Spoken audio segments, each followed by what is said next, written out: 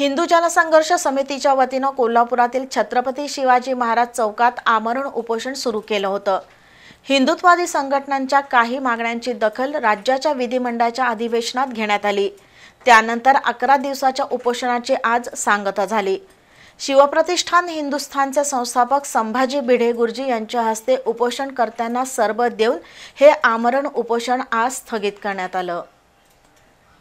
मशिदीवरील भोंगे हटवा, धार्मिक चिथावणीखोर स्टेटस आणि पोस्टर टाकणाऱ्यांवर कठोर कारवाई करा, बांगलादेशी रोहिंग्यांची घुसखोरी थांबवा, मदरशामधील देशविरोधी कारवायांवर बंदी घाला, शाळांमध्ये संस्कार वर्ग सुरू करा, गोरक्षक कायद्यामध्ये सुधारणा करा, अल्पवयीन धर्मांध आरोपींवर कठोर कारवाई व्हावी, धर्मांतर प्रतिबंधक कायदा लागू करा, हलाल सर्टिफिकेटवर कायदेशीर बंदी घाला, लव जिहाद विरोधी स्वतंत्र कायदा करावा, वक्फ बोर्ड बंद करून हिंदू बोर्ड स्थापन करावा आणि समान नागरी कायदा अस्तित्वात यावा अशा 31 मागण्यांबाबत कोल्हापुरातील हिंदू जनसंघर्ष समितीच्या वतीनं आमरण उपोषण छेडण्यात आलं होतं।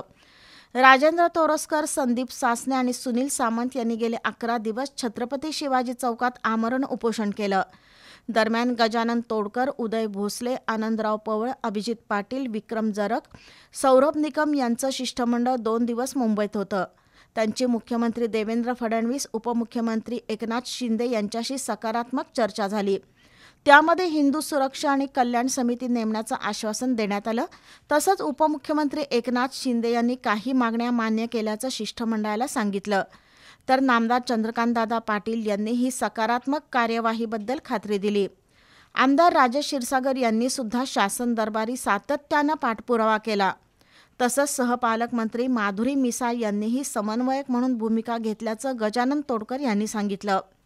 या पार्श्वभूमीवर आज श्री शिवप्रतिष्ठान हिंदुस्थानचे संस्थापक भिडे गुरुजी यांच्या उपस्थितीत या उपोषणाची सांगता करण्यात आली। सुरुवातीला छत्रपती शिवरायांना अभिवादन करून ध्येय आणि प्रेरणामंत्र झाला। त्यानंतर संभाजी भिडे गुरुजींनी उपोषणकर्त्यांना सरबत दिलं।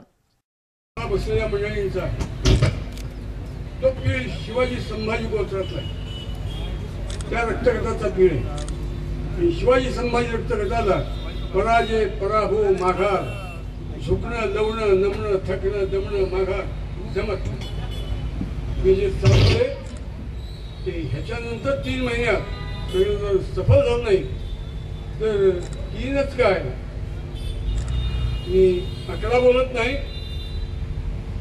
काही हजार जण आपण ह्यासाठी म्हणाल त्या मार्गाने प्रयत्नावर सादर होऊ एवढं आश्वासन नाही, माझं म्हणणं तुम्ही चिंताच धरावं। राज्य शासनानं काही मागण्या मान्य केल्यानं हे उपोषण तात्पुरतं स्थगित केल्याचं गजानन तोडकर आणि अभिजित पाटील यांनी सांगितलं। मात्र अन्य मागण्यांबाबत वेळेत निर्णय झाला नाही तर पुन्हा उग्र आंदोलन छेडण्याचा इशारा देण्यात आला।